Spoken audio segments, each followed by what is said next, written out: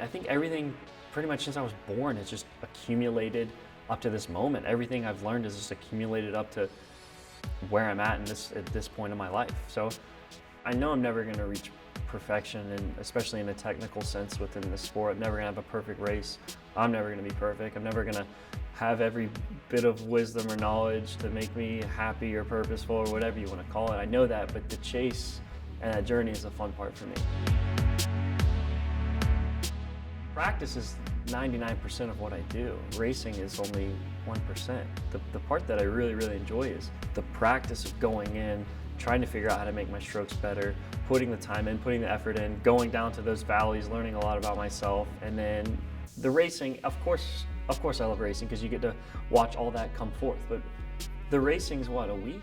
I race for a week, maybe a little over a week at the Olympics, something like that. I mean, practice is, how many weeks are in a year, 52?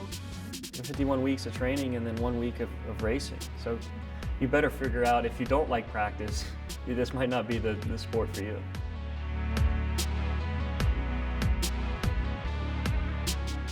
So I try to stick to my habits best as I can. I very much enjoy my routine. I like staying on what my routine is, sometimes adding new things or dropping old habits out of a routine, but for the most part, sticking on a routine that works for me.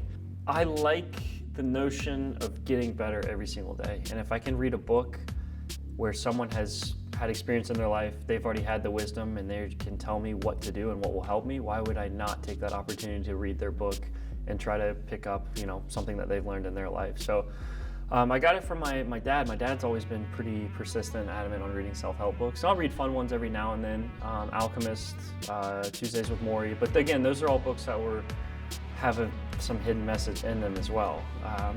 I find more joy reading those than sci-fi or something like that.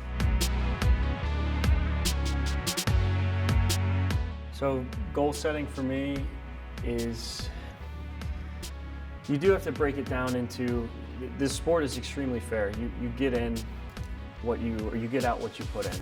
It really is a fair sport. If you put the work in and you prepare accordingly, you can set your goals up accordingly to how you're preparing in the water. You've got to have that, you've got to have an imagination, you've got to have it to where it's, I think, just beyond something that's actually attainable. And that's kind of where I like to set my goals. It's a very fine line between laughter and my goal setting.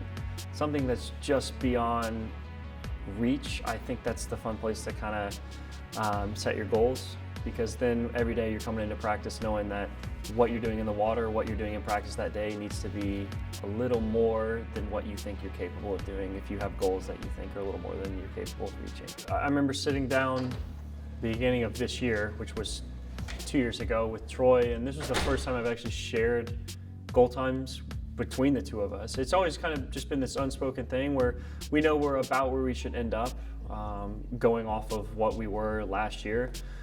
So we threw out some goal times between each other, and it's funny. I think that's why me and Troy work well together, is because some of the times he threw out were actually faster than what I had written down, and it never happens like that.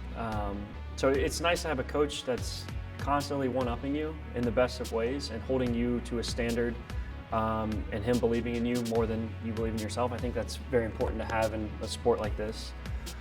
So I think for me, it's about writing down a crazy time and then finding out the process on how to get there and how to hold yourself accountable to that. I think I work better that way, but I'm also all about baby steps. I'm not going to throw out a crazy time if I feel like I'm not going to set myself up in the best of ways to prepare for that crazy time, whatever that may be.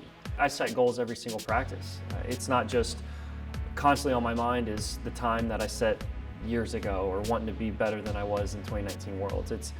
It's little things throughout the day, and it boils down to, again, like making your bed. I'm not going to forget about those things because I'm super passionate about those baby steps, knowing that putting the pennies in the bank are going to get me to the grand finale, or going to get me to what my big goals actually are. You can't just dream up some crazy goal and then not have something implemented and to get you to where you're going.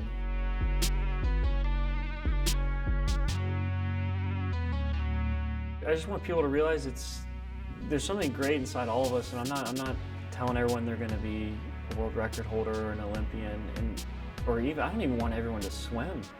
Whatever you do, it doesn't matter what it is. Just enjoy what you do, have the drive to get better, and then try to be the best in the world at it. And the tricky part about the rule number 3 is whatever being the best in the world is to you, it's what your own definition of that is. And because I think what kills a lot of people is comparing themselves to other people. Because you could be capable of something so great, but if you're constantly comparing yourself to one other person, you might fall a little short, or you might sell yourself a little short of reaching what your potential can be. So there's a potential within all of us, and I just want everyone to find what their standard of greatness is and push it, nudge it just a little bit more forward, and that's what I want people to chase, because there is something great inside all of us. I mean, I've been around the world, people are so amazing from all countries, places are so amazing. So there's something inside all of us. I don't care what your job is. I don't want everyone to swim, that would suck.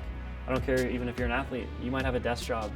Whatever it is, whatever your profession may be, you have to obsess over it, you have to look for ways to get better. And then from there, find out what your standard of being the best in the world is and go for it.